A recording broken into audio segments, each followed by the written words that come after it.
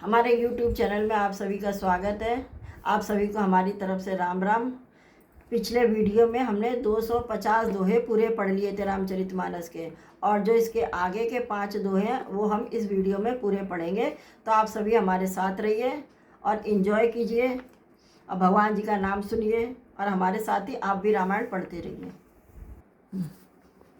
कुंवर मनोहर विजय बड़ी कीरति अति कमनीय, पाव निहार बिरच जनु रचयु न धनु दम दिए। मतलब परंतु धनुष को तोड़कर मनोहर कन्या बड़ी विजय और अत्यंत सुंदर कीर्ति को पाने वाला मानो ब्रह्मा जी ने किसी को रचा ही नहीं। कहु काई है लाभ न भावा, काहु न शंकर चाप चढ़ावा, रहे चढ़ावो तोरव भाई, तिल भर भूमि न सके छोड़ाई। इसका मतलब है, कहिए यह लाभ किसको अच्छा नहीं लगता, परंतु किसी ने भी शंकर जी का धनुष नहीं चढ़ाया। अरे भाई, चढ़ाना तो चढ़ाना और तोड़ना तो दूर रहा, कोई तिल भर भूमि से छुड़ा भी न सका। अब जनको माखे भटवानी, वीर विहीन मही में जानी, तजहु आस निज निज ग्रह जाहू, लिखा न विद बैदे ही विवाहू। मतलब अब कोई वीरता का अभिमानी नाराज ना हो, मैंने जान लिया पृथ्वी वीरों से खाली हो गई है, अब आशा छोड़कर अपने अपने घर चले जाओ। ब्रह्मा ने सीता जी का विवाह लिखा ही नहीं है। सकर जाए जो पुनि परिहरऊ, कुआरी कुआरी रहू का करऊँ, जो जनते बिनु भट्ट भूमि भाई, तो पनु करी हो तेऊ न हंसाई। अर्थात यदि प्रण छोड़ता हूँ तो पुण्य जाता है, इसलिए क्या करूँ, कन्या कुंवारी ही रहे। यदि मैं जानता कि पृथ्वी वीरों से शून्य है, तो प्रण करके उपहास का पात्र न बनता। जनक बचन सुई सब नर नारी, देख जान के भरे भय दुखारी। माँ के लखन कुटिल भई बोहें, रद पट फरकत नयन डिसोहें। मतलब जनक के वचन सुनकर सभी स्त्री पुरुष जानकी जी की ओर देखकर दुखी हुए, परंतु लक्ष्मण जी तमतमा उठे, उनकी भौं टेढ़ी हो गई, ओंठ फड़कने लगे और नेत्र क्रोध से लाल हो गए। कहीं न सकत रघुवीर डर लगे, बचन जनबान नाई, राम पद कमल सिर बोले गिरा प्रमाण।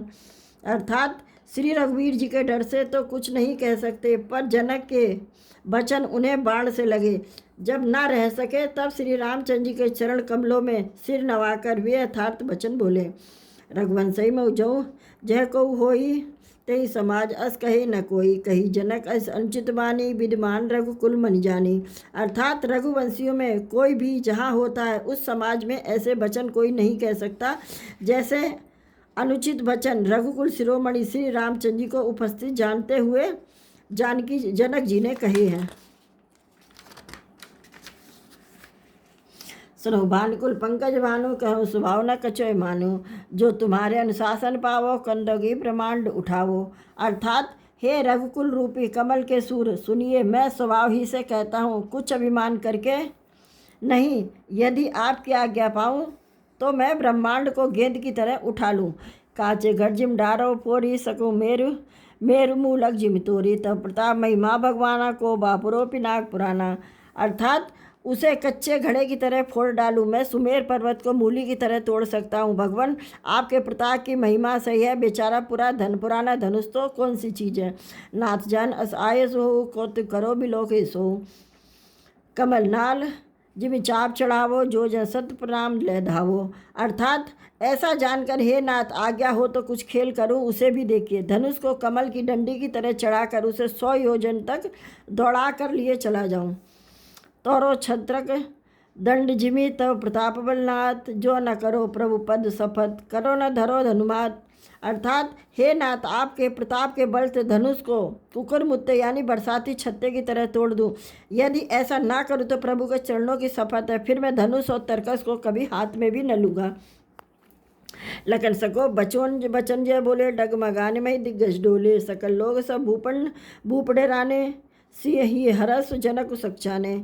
मतलब जो ही लक्ष्मण जी क्रोध से भरे वचन बोले, पृथ्वी डगमगा उठी और दिशाओं के हाथी कांप गए। सभी लोग और सब राजा डर गए। सीता जी के हृदय में हर्ष हुआ और जनक से सकुचा गए। गुरु रघुपति सब मुनि मन माही, मुदित भये पुनि पुनि भुलकाही, सहने रघुपति लखन निवारे, प्रेम समेत निकट बैठारे। यानी गुरु विश्वामित्र जी, श्री रघुनाथ जी और सब मुनि मन में प्रसन्न हुए, बार बार पुलकित होने लगे। श्री रामचंद्र जी ने इशारे से लक्ष्मण को मना किया और प्रेम सहित अपने पास बैठा लिया। विश्वामित्र समय शुभ जानी, बोले अति स्नेहमय बानी, उठऊ राम भंजऊ भव चापा, मेटऊ तात जनक प्रतापा। मतलब विश्वामित्र जी शुभ समय जानकर अत्यंत प्रेम भरी वाणी बोले, हे राम उठो, शिव जी का धनुष तोड़ो और हे तात जनक का संताप मिटाओ।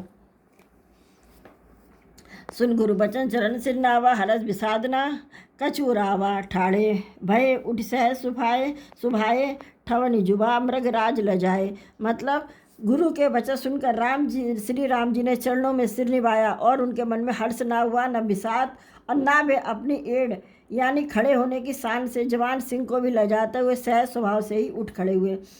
उदित उदयगिरि मंच पर रघुवर बाल पतंग, बिकसे संत सरोज सब हर्षे लोचन भ्रंग। यानी मंच रूपी उदयाचल पर रघुनाथ जी रूपी बाल सूर्य के उदय होते ही तब सब संत रूपी कमल खिल उठे और नेत्र रूपी भौरे हर्षित हो गए।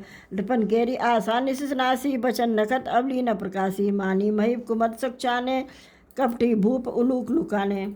अर्थात राजाओं की आशा रूपी रात्रि नष्ट हो गई, उनके वचन रूपी तारों के समूह का चमकना बंद हो गया, वे मौन हो गए। अभिमानी राजा रूपी कुमुद संकुचित हो गए और कपटी राजा रूपी उल्लू छिप गए। भय विशोक कोक मुनि देवा, बरसहि सुमन जना वही सेवा, गुरुपद बंदी सहित अनुरागा, राम मुनिन सन आयस मागा। यानी मुनि और देवता रूपी चकवे शोक रहित हो गए, वे फूल बरसाकर अपनी सेवा प्रकट कर रहे हैं। प्रेम सहित गुरु के चरणों की वंदना करके श्री रामचंद्र जी ने मुनियों से आज्ञा मांगी। सहजी चले सकल जग स्वामी, मंत मंजुबर कुंजर गामी, चलत राम सब पुनर नारी, पलक पुलक पूरी तन भय सुखारी। अर्थात समस्त जगत के स्वामी श्री रामचंद्र जी सुंदर मत वाले श्रेष्ठ हाथी किसी चाल से स्वाभाविक ही चले। श्री रामचंद्र जी के चलते ही नगर भर के सब स्त्री पुरुष सुखी हो गए और उनके शरीर रोमांच से भर गए। बंदी पितर सुर शंकर संभारे, जो कच पुण्य प्रभाव हमारे, सौ शिव धनु मृणाल की नाई, तोले राम गणेश गोसाई। अर्थात उन्होंने पितर और देवताओं की वंदना करी और अपने पुण्य का स्मरण किया, यानी हमारे पुण्यों का कुछ भी प्रभाव हो तो हे गणेश गोसाई रामचंद्र जी शिव जी के धनुष को कमल की डंडी की भांति तोड़ डालें। रामई प्रेम समेत लकी, सकिन समीप बुलाई, सीता मात सने बस बचन कहिल विलखाई। मतलब श्री रामचंद्र जी को वात्सल्य प्रेम के साथ देखकर और सखियों के समीप बुलाकर सीता जी की माता स्नेह बस बिलक कर यानी विलाप करती हुई ये वचन बोली। सखी सब कौतुक देख निहारे, जेऊ कहावत है तो हमारे, कोई न बुझाए कहूँ गुर पाई, ए बालक ऐसे हट बल नाही। यानी हे सखी ये जो हमारे हितु कहलाते वे सब तमाशा देखने वाले, कोई भी इनके गुरु विश्वामित्र जी को समझाकर नहीं कहता कि ये राम जी बालक है, इनके लिए ऐसा हट अच्छा नहीं है। जो धनुष रावण और बाण जैसी जग दिजई वीरों के हिलाए न हिला, उसे तोड़ने के लिए मुनि विश्वामित्र जी राम जी को आज्ञा देना और राम जी का उसे तोड़ने के लिए चल देना रानी के हट जान पड़ा। इसलिए वे कहने लगी गुरु विश्वामित्र को कोई समझाता क्यों नहीं है।